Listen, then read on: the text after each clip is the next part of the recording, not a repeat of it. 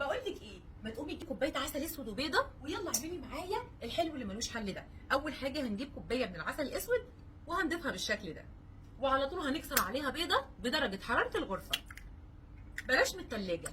يلا نضربهم مع بعض كويس قوي كده كده كده كده كده.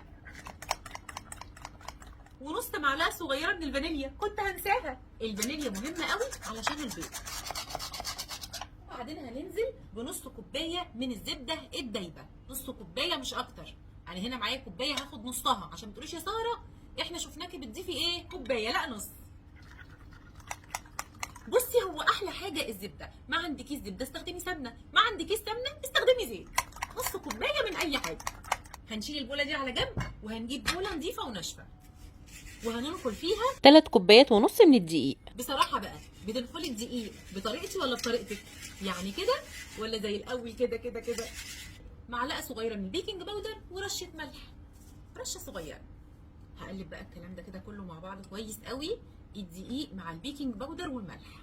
اجيب هنا كده، انزل كده، اقلب كده.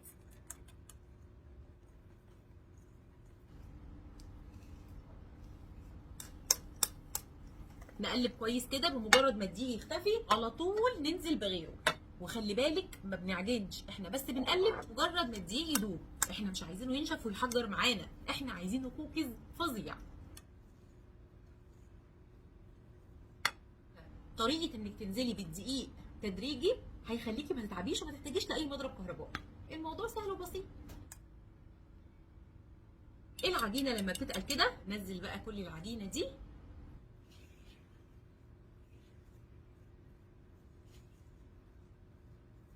العجينه ما لمستهاش ايدي، مش محتاجين.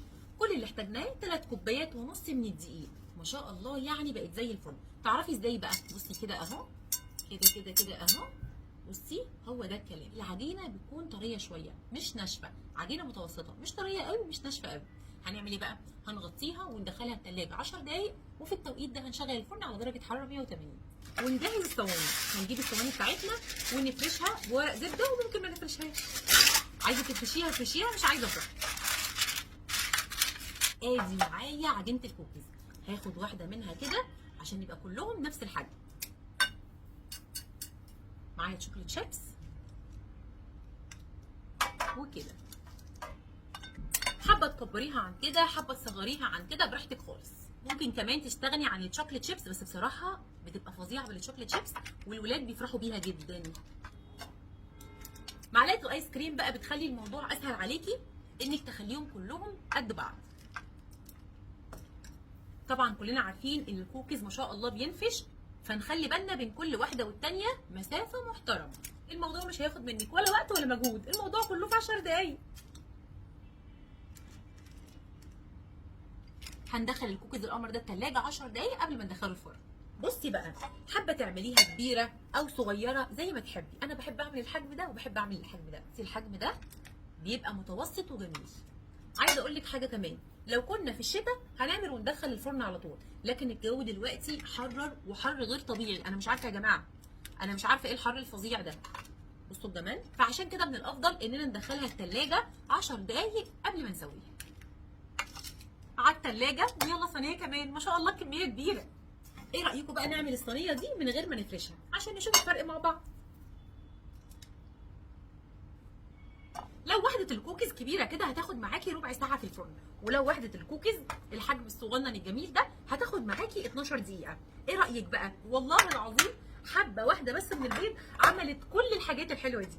بصي لي هنا بقى كده، احلى كوبايه شاي كرك بقى كده من اللي يعلي المزاج. وهستخدم بقى شويه لبن ببخر، يا نهار ابيض.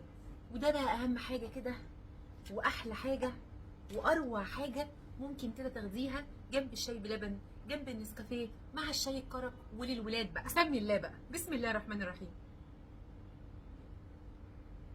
بجد يا بنات عالميه، جربوها هتدعولي. ويا رب وصفتي النهارده تكون عجبتكم، وان شاء الله تجربوها وتعجبكم. والى اللقاء في وصفات جايه كتيره قوي ان شاء الله. وكنتم مع ساره سمير.